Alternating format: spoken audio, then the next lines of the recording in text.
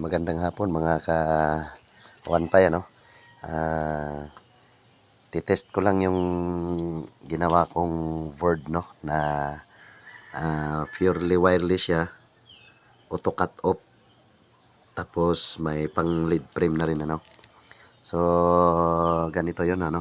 So ito yung half light ko, ano. So ikakabit mo lang siya dito, no. Power supply niya ito ng half light, no. Nandito na rin yung power supply ng half light. Yan. Madali na lang to ikakabit, bossing, kasi naka GST connector lahat to, no. So ito naman yung queen slot. Dito naman natin i-connect, no, sa unang connector. Ito, no, kasi auto cut off na to. Auto cut off na to siya, no. So sasalpak mo lang diyan. Ayan. Ngayon naman yung lead frame niya, yung lead frame niya dito rin sa kabila, no. So madali lang ito, bossing, kasi naka GST connector lahat at saka malinis ito pag nilagay sa loob, ano. Ngayon, yun lang, kasimple, ganun lang kasimple siya, no. So ititest ko muna ito na walang internet, no. Ang akin lang, papaganahin ko lang yung auto cut off niya, no. So ayan yung input niya, no, barrel jack 12 volts, no. ESP ito 66 gamit natin, ano. Tapos pure wireless lang ito, mga boss, no. So sige, try natin i-plug, ano. Yun. Tamo, ganda, no. So yung standby light niya, ganyan ang forma. Tapos yung power indicator kulay green. Tapos LED standby, no. Naka-on na rin. Tapos ayun, naka-on na rin yung ano niya, yung Microtech, no. So wala pang internet to, bossing, ha. Ayan, no. Itatry ko lang yung board ko. Tapos yung tingnan nyo, yung queen slot niya, bossing, hindi pa naka-power on kasi nga auto cut off siya, no. Auto cut off siya, no. So itatry natin ngayon kung gagana ba siya, no. So ngayon, kukunik tayo, no. Meron akong isang cellphone dito. Kukunik tayo sa half light kasi may built-in naman si half light. Ikukunik natin sa internet niya na binubuga niyang wifi, no. So ito, touch stick. Try lang natin, mga boss, no. Walang internet yan, bossing, ha. Papaganahin lang natin yung ano niya. Ayun, connected. Tapos connected siya. Isa pa. Yun, connected.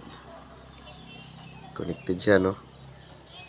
So ayan, no data connection kasi nga walang internet. So sige, try natin papasok sa portal, ano. Basic config lang itong ginagawa ko rin kasi pang test lang, no.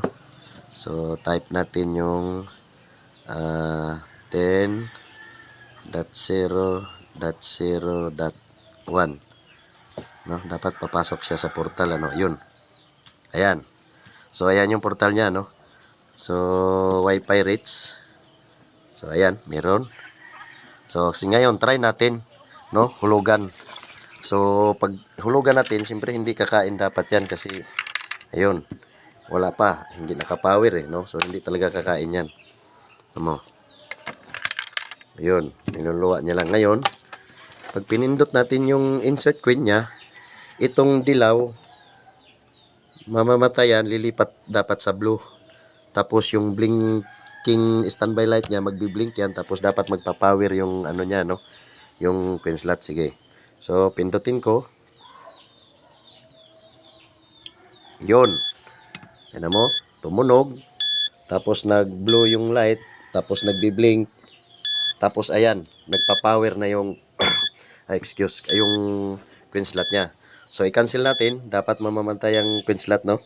At saka yung blinking light, at saka babalik sa yellow standby lead light niya. Ayun. Alam mo? So working na working, bossing, itong board natin, ano. Purely wireless lang ito, auto cut off.